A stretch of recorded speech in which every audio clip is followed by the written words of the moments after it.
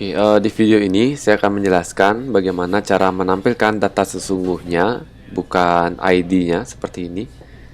Misal seperti di Prodi, nah ini yang tampil hanya ID-nya saja. Kemudian di jurusan juga sama, yang tampil di sini ada ID-nya, bukan nama jurusannya. Seharusnya yang tampil di sana untuk jurusan, berarti nama jurusannya seperti yang kita lihat di sini, ada sistem komputer dan sebagainya. Nah, begitu juga dengan data JSON-nya. Jadi ada provinsi, kabupaten, kecamatan, desa. Yang muncul di sini hanya angka-angka atau kode yang mungkin kita tidak, atau yang kalau orang awam dia tidak tahu bahwa kode ini provinsinya apa. Begitu juga dengan kecamatan ini, nama kecamatannya apa. Nah, itu yang seharusnya kita tampilkan di sana supaya user atau pengguna yang nanti menggunakan aplikasi kita itu bisa memahami data apa yang kita tampilkan di dalam tabel. Oke, sekarang saya lanjut cara pengkodingannya, cara menampilkan nama bukan kode seperti ini. Ya, saya mulai dari data yang SQL dulu, ada prodi dan jurusan. Nah, kita lihat di bagian tabel. Nah, di bagian tabelnya, di sana untuk prodi dan jurusan itu kita panggil dari tabel mahasiswa. Nah, karena memang benar bahwa di tabel mahasiswa itu yang tampil hanya kode-kodenya seperti ini. Nah, sekarang kita tambahkan fungsi untuk menampilkan nama dari kode tersebut. Nah, untuk menambahkan fungsi seperti yang saya jelaskan di video sebelumnya, nah di fungsi.php, di sini kita bisa menambahkan beberapa fungsi. Ya, tidak hanya tadi fungsi menampilkan data, tapi juga bisa menampilkan fungsi-fungsi lainnya. Oke, misal di sini saya membuat sebuah fungsi baru di dalam PHP, bukan di dalam jQuery, tapi di dalam PHP.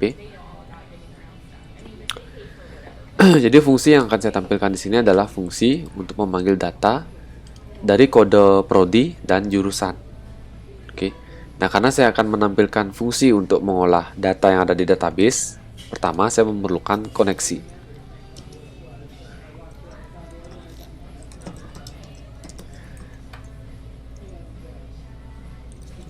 Oke, jadi saya langsung include. Nama filenya adalah koneksi.php.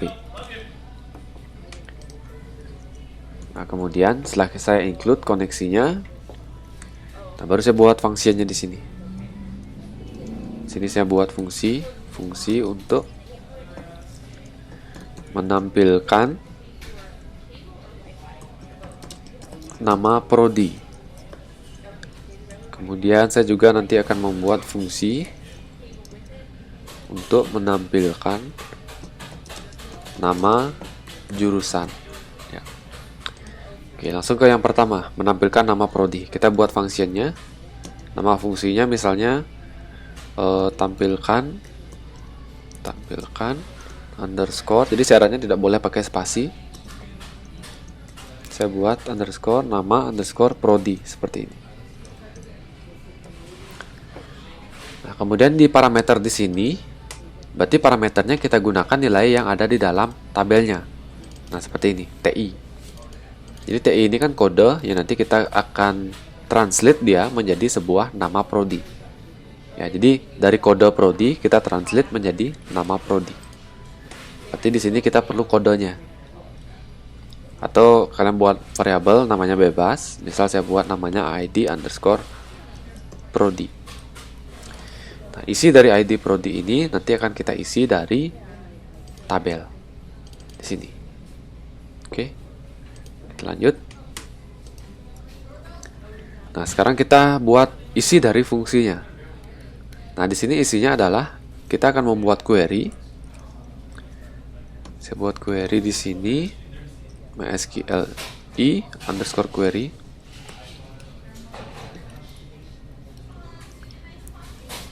Variabel koneksinya, kemudian query-nya. Jadi saya langsung select dari tabel prodi, select bintang, atau kalian langsung bisa menarget field-nya langsung atau atributnya langsung. Jadi misalnya select nama underscore prodi from nama tabelnya tb prodi, kemudian kita tambah where. Nah, kita panggil primary key-nya di sini. Where primary key-nya adalah, kita lihat di tabel prodi. Nah, di sini primary key-nya adalah ID prodi. Ya, ini. Berarti yang kita panggil tadi adalah nama prodi, where ID prodinya apa? Where ID prodi sama dengan, nah di sini isi tanda petik 1. Kita tinggal masukkan ini. Variabel ID prodinya. Variabel ID underscore prodi. Oke, kemudian tinggal kita panggil atau kita tampilkan nama prodinya menggunakan perulangan while. Misalnya nama array-nya adalah select atau tampilkan, ya bebas. mysql underscore fetch underscore array, masukkan variabel query-nya, tinggal kita tampilkan di sini. Misal kita tampilkan di sini, saya buat variabel misalnya nama underscore prodi sama dengan, nanti saya panggil ini menggunakan array tampilkan. Ya, indeksnya kita panggil ini. Oke, nama prodi sama dengan sekian. Tinggal kita return nilainya. Atau langsung aja, boleh pakai echo langsung tanpa di return. Echo kita panggil variabel nama prodi. Ya, itu untuk fungsi menampilkan nama prodi. Ya, setelah kita buat fungsinya, sekarang kita coba panggil fungsinya. Ini di sini. Sebelum kita bisa memanggil fungsi yang tadi, kita harus include dulu fungsi.php-nya. Fungsi.php. Nah, setelah kita include fungsinya, baru kita bisa panggil dia di sini. Nah, ini kita ganti sekarang untuk prodinya. Kita ganti. Saya hapus dulu. Nah, kita ganti di td ini, kita tambahkan php. Kita tinggal panggil aja seperti ini.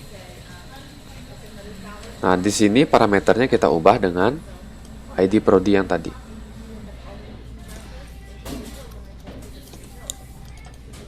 ID atau tadi prodi ya namanya.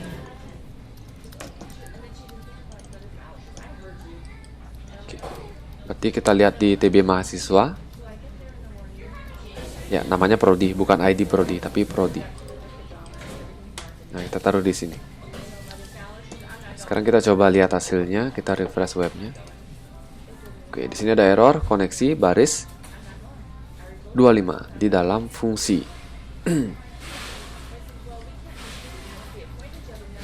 Kita cek fungsinya.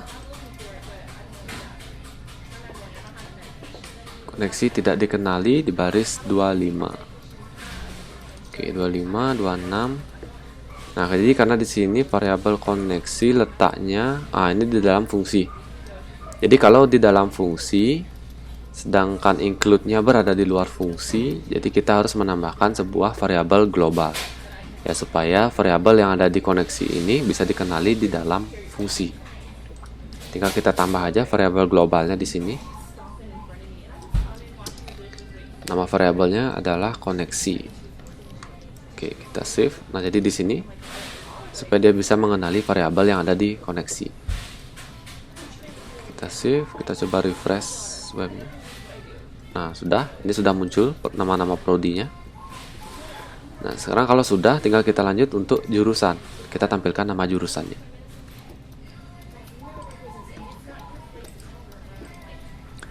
Ya, untuk menampilkan jurusan, jadi caranya sama. Jadi saya gunakan aja langsung. Kita taruh di sini. Nama fungsinya adalah tampilkan nama jurusan. Kemudian ini ID-nya adalah ID underscore jurusan. Global, ya ini koneksi benar, select. Nah, yang kita select di sini adalah, kita lihat di tb jurusan. Ini yang kita select adalah nama underscore jurusan. nama underscore jurusan. From TB-nya adalah TB underscore jurusan. Where ID-nya adalah ID jurusan sama dengan variabel ID jurusan. Diambil di sini. Kemudian tampilkan, oke, ini sama.